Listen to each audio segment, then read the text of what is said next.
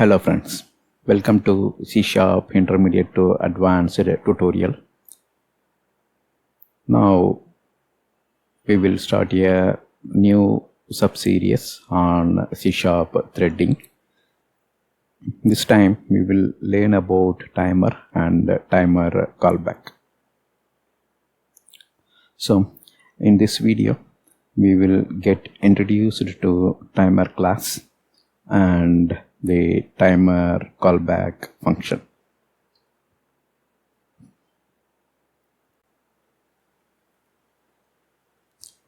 C# provides timer support in two flavors. One is via the timer component. So since it's a component, you can place the component inside a form, then you will handle the tick event. And the event routine which you provide for the tick event will run periodically. So this is one way of creating timer component. The other one is via the timer class. So timer class which runs a procedure periodically or at a specified time. So timer component depends on tick event handler. Timer class will expect a procedure and that procedure will be invoked periodically, or you can even specify at what time the procedure needs to be executed. The timer class is from System.Threading namespace. So the procedure runs periodically in timer class, right? That procedure will run on a separate thread. Or we can say this way, there will be a thread pool and thread pool will allocate a thread to run the timer procedure. So there are multiple overload for the timer class construction. So here we took a constructor that takes 4 parameters.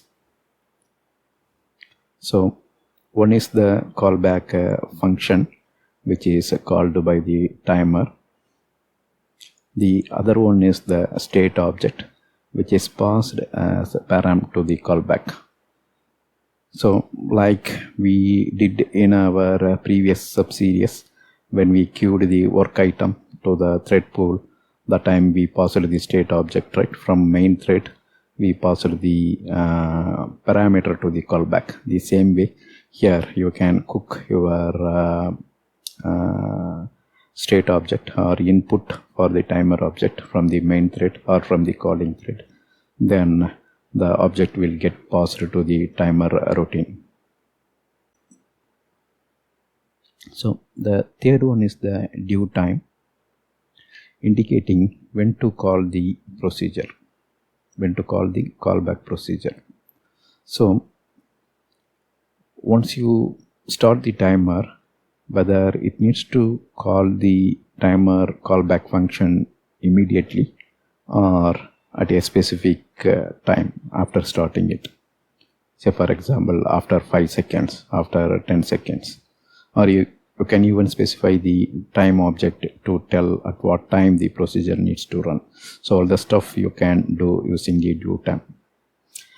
If you specify 0 for this parameter, callback will be called without any wait time. That means once you start the timer, immediately the callback will get called.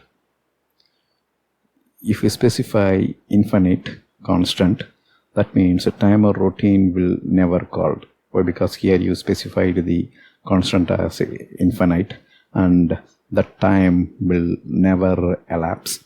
So your timer routine will never get called. So we can say it's a infinite wait time to start the timer. The next one is period. So which indicates frequency of call. So the purpose of timer is to call a procedure periodically, just like how timer component stick event work. The same way the threaded timer will make a call to callback function at a periodic interval. So that periodic interval you can specify using the parameter period. So here also you can pass infinite. That means callback will be called only once. So let's say here you won't specify any infinite parameter. Let's say you specify 0 for due time and infinite for period. That means the timer routine will be called only once, and periodic interval is infinite here, right? That means once the procedure is called, it will keep on waiting for the next period to come out. But since it's infinity, the frequency is such a long wait or never elapsing wait time. So that's why we are saying callback will be called only once. Once timer is started, you can use the change method to stop it. So for the change method, you will pass due time as well as period. So to stop the timer, you can pass infinite for both the parameter. That means the timer will never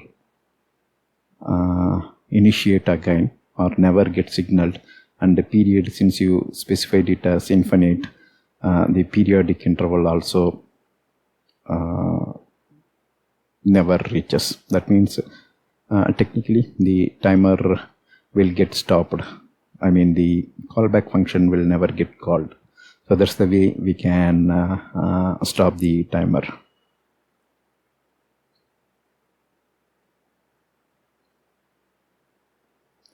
So since we told that a timer callback will taken care by the ThreadPool, so here we will talk about ThreadPool and timer. Timer callbacks are executed by the ThreadPool. So ThreadPool we already saw in the previous subseries. By this time you have a good idea of what is ThreadPool and what is the queued item. Here if you see, the timer callback will get called periodically. That means the callback will get added to the task queue, and the callback will get added periodically based on the period parameter which we specify during the construction of the timer, or we can set that period even after the construction using the change method. Right. So that's all. First you have to know that timer callback is a simple function call that will be executed by the ThreadPool. When ThreadPool is engaged with other application threads, that means the ThreadPool can execute other tasks also. So in that case, if a ThreadPool is flooded means there are no thread free, we can say that way. When ThreadPool is engaged with other application, the timer callback will wait for the free thread, because all the threads in the timer callback, I mean all the threads in the ThreadPool are busy doing the task, and even though time period elapses, if a thread in ThreadPool is not available, then there is a chance that your timer callback will wait even after the periodic time in some rare cases. When the execution time exceeds the period parameter, so period is the periodic interval you specify at what frequency the timer callback will get called, that you specify using the period parameter. And if execution of the callback time exceeds the time which you specify in the period, then the thread Okay, so here you have to read it like this: when the execution time exceeds the period parameter and threads are free in the thread pool. There are some free thread, let's assume like that. So execution time exceeded the period parameter, and at the same time there are some free thread in the thread pool.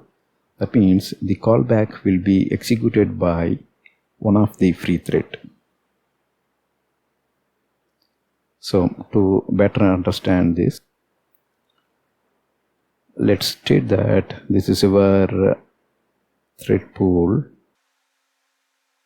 and which has some free thread, and this is where you will add your timer routine periodically as a task, and the queue will get filled at periodic interval by your timer callback. And of course, if there are other applications which also make use of the thread pool, then they can also add their task. So the task also exists here. So for now, let's consider this timer callback, and let's state the interval between two timer callback routine is 100 millisecond. So if executing the code in the timer routine takes 600 milliseconds, then there is a possibility of overlap. That means the task is not yet executed. Before that, one more task is added, and if you see, there is a possibility of 4 tasks before the first one finishes, 4 or 5 tasks, let's say. So in that case, there is a possibility. Here I put a rectangular block, right? That means ThreadPool will allocate free thread to execute the task. So in our case, we set only 3 thread, right? T1, T2 and T3 thread. And since, for example, I took a 3 thread and all 3 threads are engaged, the timer callback that's in the queue, the 4th callback, that will wait for some period extra to get a chance of execution. So that's why here we are saying when the execution time exceeds the period parameter and some threads are free in the thread pool, the callback will be executed by the free thread. So there is a chance for more than one thread executing the timer callback. Here if you see, this is the overlap period, right? Or you can see this portion also executed by 2 threads, T1, T2. Here if you see T1, T2, T3, and in this rectangle box, yeah, only 3 threads here we took for example. So there is a possibility of more than one thread executing the timer callback.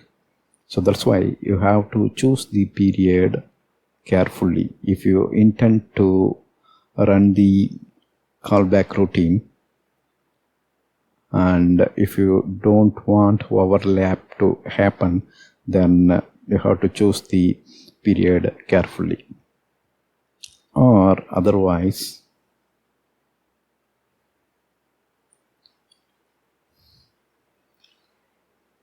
so timer callbacks are not thread safe and it needs proper synchronization. So that's what we are saying.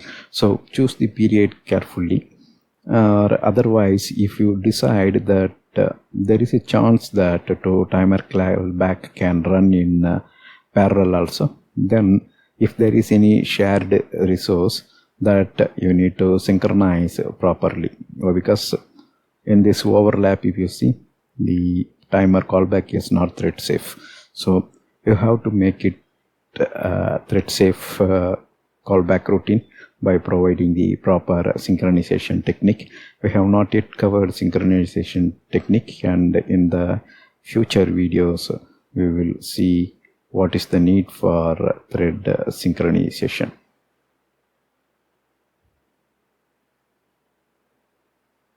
All right, that's all here in this video. Thank you for watching. Bye.